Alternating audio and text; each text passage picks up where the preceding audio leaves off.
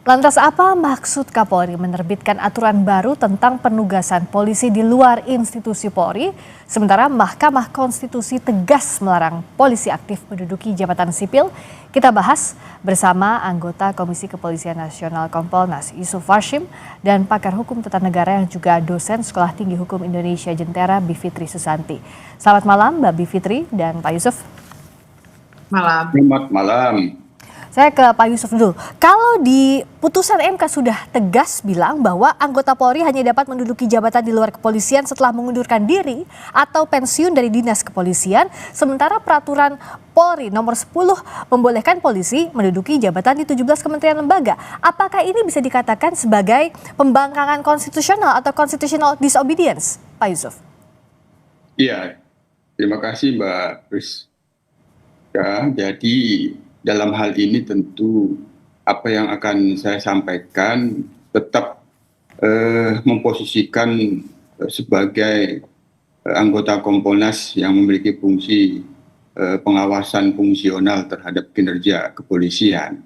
Nah, terkait dengan adanya Perkap nomor 10 tahun 2025 ini, dalam pemantauan kami memang ada proses yang melibatkan pihak-pihak selain daripada unsur pemerintah sebagaimana mekanisme di dalam pembentukan peraturan perundang-undangan, tapi juga ada melibatkan tim ahli hukum yang itu memang kita mencermati dan memantaunya. Tim ahli hukum yang dimintakan pendapat hukumnya terkait dengan akan dilakukan pembentukan Perkap ini memang memposisikan sebagaimana yang sudah ada di dalam Perkap nomor 10 tahun 2025. Yang kedua, tentu apabila ada pendapat hukum yang mengatakan bahwa ini bertentangan dengan undang-undang, ya itu kan boleh-boleh saja, namanya pendapat hukum. Tapi tentu untuk memberikan kepastian hukum, apakah benar ada pertentangan dengan undang-undang, di mana peraturan perundang-undangan yang dalam bentuk PP, Perpol, dan Perkap tentu memang tidak boleh bertentangan dengan undang-undang, maka tentu nantinya ada mekanismenya perlu dimohonkan ke Mahkamah Konstitusi. Hanya memang kalau kita cermati, ya fakta hukum putusan Mahkamah Konstitusi itu kan yang di dalam amarnya kan cukup jelas sebenarnya, yang dinyatakan tidak memiliki kekuatan yang mengikat sepanjang itu ada prasa atau tidak berdasarkan penugasan Kapolri, atau tidak berdasarkan penugasan Kapolri itu kan menjelaskan ayat 3 pasal 28, di mana anggota Polri yang dapat menduduki jabatan di luar kepolisian telah mengundurkan diri atau pensiun dari dinas kepolisian. Nah, penjelasannya kan ada dua. Satu, yang dimaksud dengan tugas kepolisian itu ada tugas di luar kepolisian itu tugas yang tidak punya sangkut paut dengan tugas kepolisian. Baru atau ya, yang dimohonkan di dalam permohonan putusan 114 itu kan prasa atau tidak berdasarkan penugasan Kapolri. Nah, tentu kami sebagai pengawas memantau apakah Perkap ini tidak memiliki landasan, ya sementara ya memang ini perlu dilakukan kajian secara mendalam. Tapi tadi yang sudah saya katakan, ada para ahli hukum yang telah dimintakan pendapat hukumnya juga, yang itu sudah tertuang bagaimana pendapat mereka itu tentu dirumuskanlah dalam Perkap itu. Tapi tentu barangkali perlu kita cermati bahwa di dalam putusan Mahkamah Konstitusi 114 itu ayat di halaman 180, di situ sebenarnya MK berpendapat di dalam halaman 180 putusan itu, Mahkamah perlu pendapat Mahkamah Konstitusi itu jabatan yang mengharuskan anggota Polri mengundurkan diri atau pensiun dari dinas kepolisian adalah jabatan yang tidak mempunyai sangkut paut dengan kepolisian.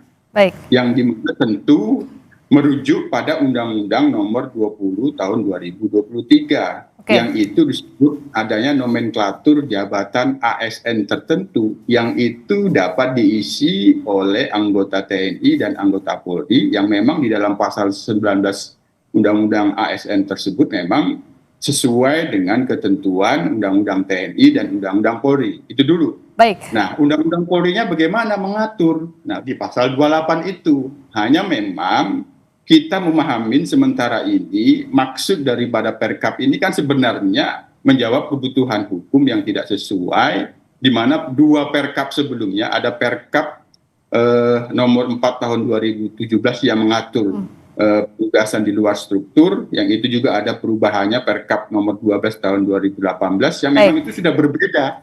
Rumusan namanya sudah berbeda.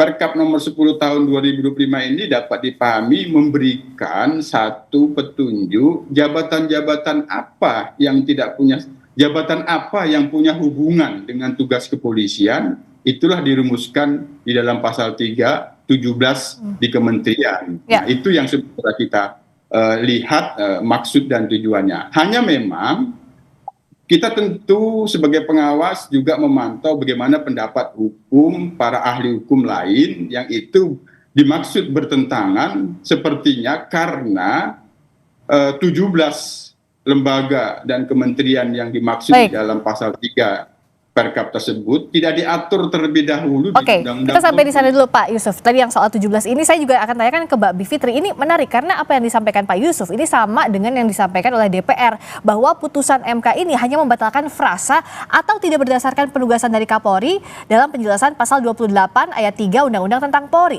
Nah, kalau dari sisi Mbak Bivitri, di mana poin ini ahli hukum menyatakan bahwa ini bertentangan dengan peraturan MK, putusan MK? Ya, jadi kita, kalau saya sih lugas saja ya, kita langsung lihat amar putusannya dan maknanya. Maknanya adalah pasal 28 ayat 3 Undang-Undang Polri itu harus dibaca berhenti pada anggota Polri dapat menduduki jabatan di luar kepolisian setelah mengundurkan diri atau pensiun dari dinas kepolisian. Titik. Nah, kemudian jabatan di luar kepolisian adalah jabatan yang tidak mempunyai sangkut paut dengan kepolisian. Titik. Nah, itu sebenarnya maknanya di situ. Ya, jadi jangan ditafsirkan berbeda dulu, satu. Kemudian yang kedua, jadinya kalau kita telaah satu persatu dari 17 itu tadi ya, saya kira akan kelihatan bahwa yang punya keterkaitan langsung dengan kepolisian sebenarnya adalah Kemenko Polkam misalnya. Kita masih bisa berdebat soal itu. Lembaga Ketahanan Nasional misalnya. Tapi yang lainnya sesungguhnya tidak. Nah, kemudian yang kedua saya ingin kasih catatan juga bahwa logikanya Mahkamah Konstitusi jadi memang harus dibaca utuh. Ya, tadi Pak Yusuf mengutip pasal halaman tadi ini di depan saya soalnya ada putusannya, saya cek juga pasal halaman 180. Sebenarnya itu hanya menggambarkan titik di mana penjelasan itu memang harus dicoret begitu ya, dinyatakan inkonstitusional. Nah, tapi secara keseluruhan logika Mahkamah Konstitusi adalah memang tidak perlu ada kepolisian di terlalu banyak instansi lain. Kenapa? Kalau dikatakan ada sangkut pautnya dengan penyelidikan atau penyidikan, jangan lupa sistem hukum kita juga mengenal yang namanya penyidik pegawai negeri sipil. Jadi katakanlah dari 17 itu akan ada misalnya, sebentar saya lihat ya, Kementerian Energi dan Sumber Daya Mineral misalnya. Kalau dikatakan, oh nanti kalau misalnya ada pelanggaran hukum di bidang ESDM gimana? Ada yang namanya PPNS misalnya. Artinya kalau memang ada tugas kepolisian sesuai pasal 30 Undang-Undang Dasar 1945 ingin dilaksanakan di semua jajaran pemerintahan Republik Indonesia, bisa karena sudah ada KUHAP dan kemudian ada pejabat pegawai negeri sipil, maksud saya penyidik pegawai negeri sipil yang dikoordinasikan menurut KUHAP oleh Polri anyway. Jadi kan kalau misalnya ditafsirkan sedemikian rupa, apakah artinya di semua kementerian, di semua lembaga negara, jadi harus ada kepolisian? Kan saya kira itu tafsir yang sifatnya fatalistik ya. Nah, jadi kita harus lihat logika besarnya.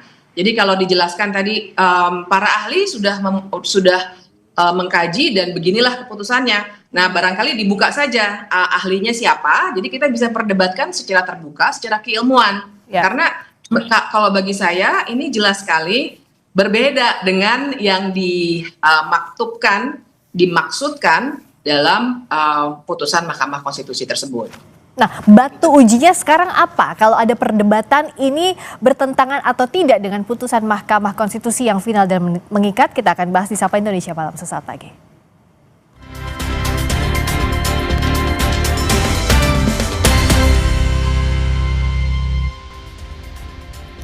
Masih bersama dengan anggota Komisi Kepolisian Nasional Yusuf Warshim dan pakar hukum tata negara yang juga dosen Sekolah Tinggi Hukum Indonesia Jentera, Bivitri Susanti. Mbak Bivitri, kalau dalam pelaksanaannya ada tafsir yang berbeda, ini kan bisa dispute di lapangan. So, apa yang harus dilakukan, Mbak? Ya, pertama saya harus klarifikasi dari awal sekali ya. Judul Perkap ini adalah anggota Polri yang melaksanakan tugas di luar struktur organisasi kepolisian. Jadi memang saya kira itulah soalnya dengan ahli hukum ya, so-called ahli hukum ya, karena memang ada yang bisa menjadi tukang yang bisa diminta untuk membuatkan sesuatu konstruksi baru atau yang memang objektif.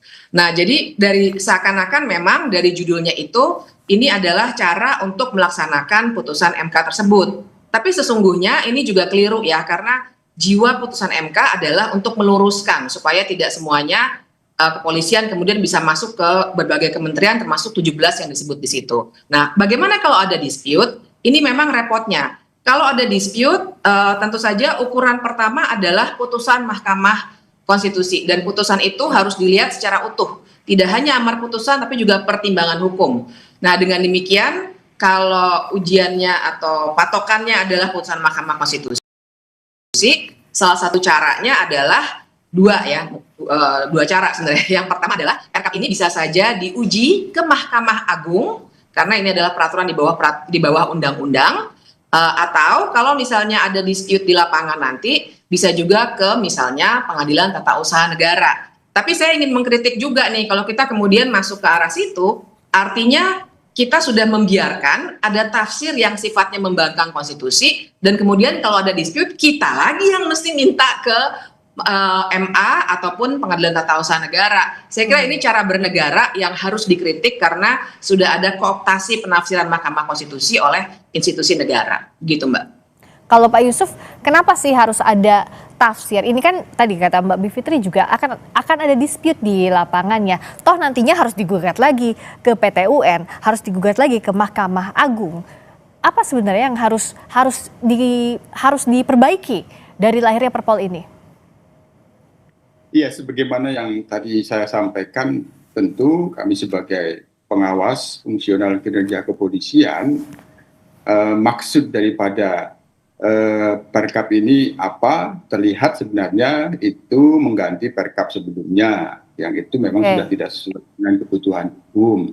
Yang kedua, kita melihat bahwa ada pengaturan memberikan rumusan tugas di luar struktur yang itu punya hubungan dengan tugas kepolisian, itu 17 kementerian lembaga. Nah, bagaimana kepolisian Perkap ini dibuat? Nah, dalam pantauan kami memang ada meminta pendapat hukum, ahli hukum. Nah, kami sendiri tentu sejak adanya putusan MK 114 itu sebenarnya kami memantau perdebatan di ruang publik, ada pendapat hukum yang itu tetap memandang apa yang dimaksud di dalam putusan MK itu terkait dengan tegas yang dinyatakan bertentangan itu perasa di penjelasan atau tidak berdasarkan penugasan Kapolri. Nah, sehingga ada juga yang menyatakan bertentangan. Nah, dari